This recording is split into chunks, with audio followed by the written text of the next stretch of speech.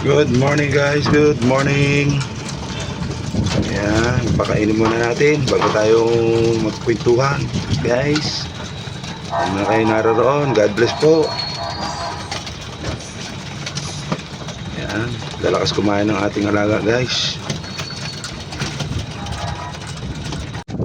Ayan guys, nilagyan natin ng yung tubig, nilagyan natin ng asin, isang kutsarang asin. Ayan, tsaka antibiotic. Ayan.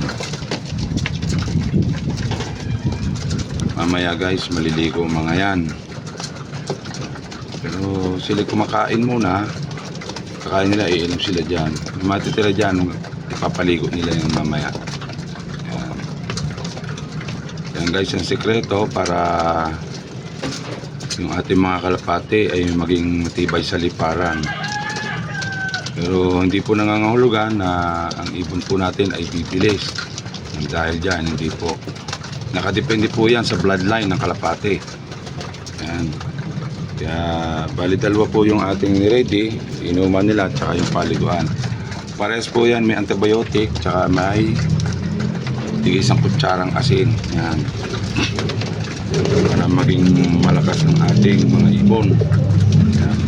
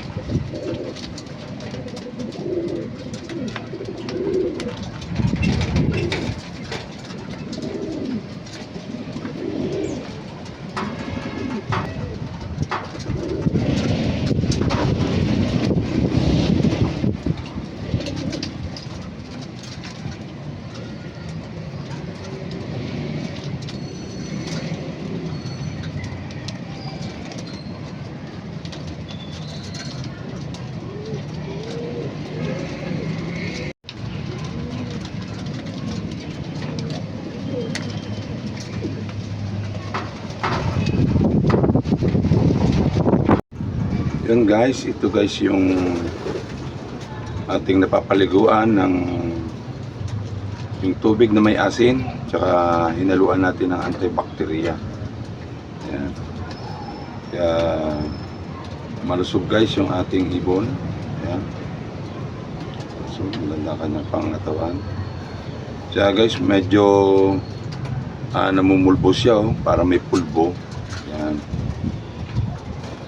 Ano siya, namumulbo siya. Tsaka madali siyang nakokondisyon kapag yung kanilang pampaligo ay may asin. Yan. Hinalo na rin natin antibacteria kasi po sa karera hindi po natin masabi na siyempre madapuan ng kung anumang bakterya sa kanilang liparan o yung mga sakit. Hindi na po siya basta dadapuan ng sakit. Yan. Yan guys. Laging malusog po yung ating kalapate, hindi nakakasakit. Kahit ismasan po, hindi po sila basta nakakasakit. Yan. Subukan nyo po guys, kasi wala naman pong mawala kung itatry nyo po. Yan. Try nyo po.